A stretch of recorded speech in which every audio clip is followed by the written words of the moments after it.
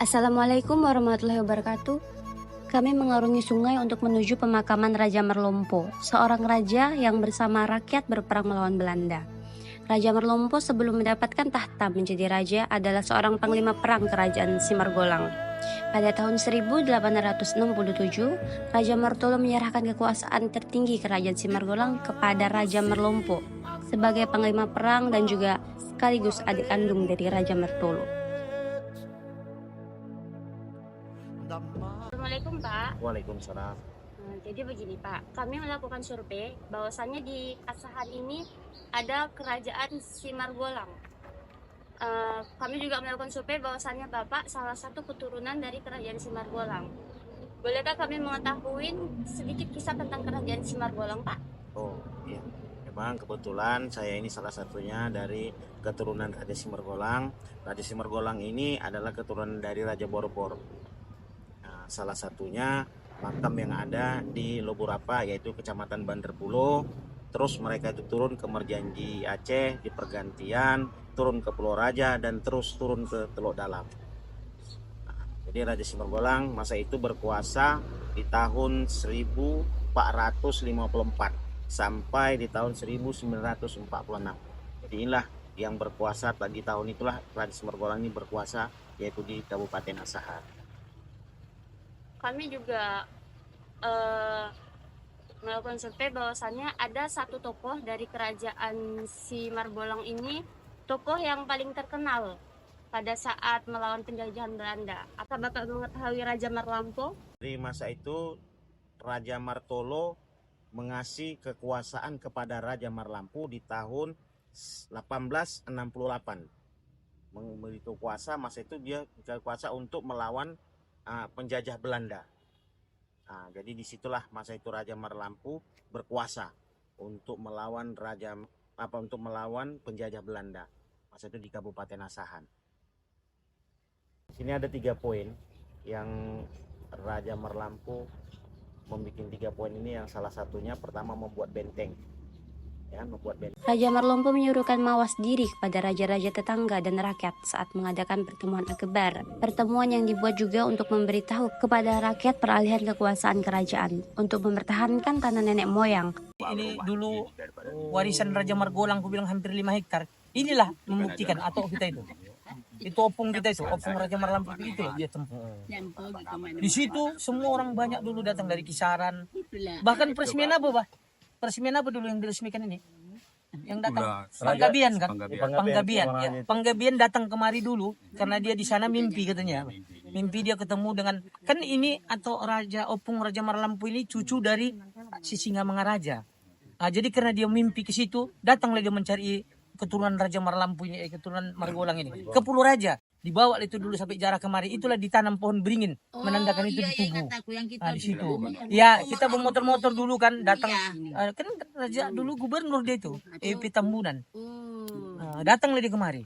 Raja Marlompo membangun benteng balok kayu meranti dan batu-batu besar disusun sedemikian rupa di atas bukit, di lereng gunung yang menjadi senjata mematikan untuk menyerang musuh yang bertahan di bawah jurang. Berkali-kali Belanda mengajukan perundingan, namun hati teguh Raja Marlompo tetap menolak perundingan dengan Belanda. Perang melawan Belanda berpuluh-puluh tahun di berbagai tempat di Asahan.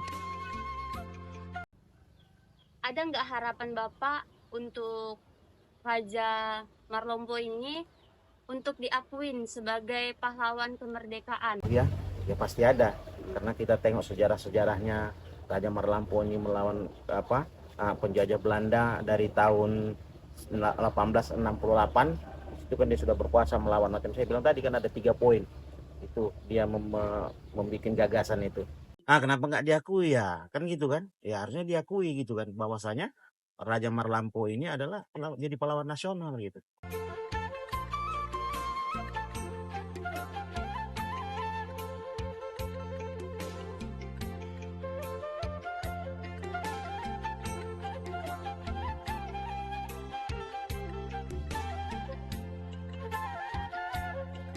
Ada tidak keinginan Bapak untuk dibangun rumah adat Kerajaan Simargolang? Karena kan Kerajaan Simargolang ini kan sudah berkuasa selama 5 abad di Kabupaten Asahan ini. Oh ya, jelas adalah. Ya kan, kami sebagai keturunannya ataupun generasi-generasi muda, generasi penerus, ya kan, terutamanya macam saya ini, ya kan, diangkat menjadi ketua pembangunan sejarah-sejarah yang ada di Kabupaten Asani, khususnya untuk keluarga Simergolang. Salah satunya untuk mengetuainya, ya kan, utamanya macam Tugu Mergolang. Ya dalam hati saya ini ya pasti ada untuk membangun ya minimal itu replika rumah adat Simergolang. Jadi supaya nanti anak-anak cucu kami, generasi-generasi penerus ini tahu bahwasanya Simergolang ini ada masa di Kabupaten Asahan, itu lebih kurang hampir 5 abad, ya kan, menguasai di Kabupaten Asahan. Kan itu, kenapa enggak kan gitu. Ya sih kita mengharapkan itu rumah adat atau rumah replika kita buat rumah adat Simergolang. Jadi situ kita buat nanti ya bisa macam kami kan ada keinginan terutama macam remaja-remaja, putri-putri kami untuk mungkin adat tarian Raja Simergolang. Dan itu kan ya pasti ada keinginan salah satunya gitu. Oke Pak, terima kasih. Sama-sama. Apa harapan Bapak kepada kaum anak muda agar mengetahui nih, sejarah yang ada di daerah kita ini? Terima kasih. Ya terutamanya sebagai saya pesan untuk kepada anak-anak muda remaja atau boleh dikatakan remaja milenial gitu ya kan.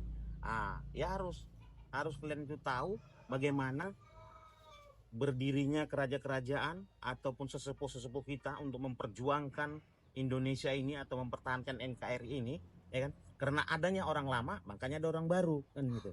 Itu perpatah gitu kan. Jadi ya wajar aja seperti macam kami ke adik-adik bikin ini ya kan, untuk mencari sejarah-sejarah ya kan, sejarah-sejarah raja-kerajaan yang terdahulu, ya saya dukung.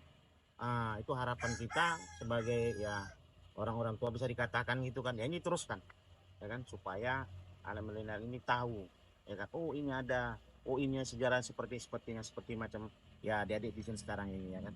Itulah harapan kami sebagai orang tua. Ya sama-sama.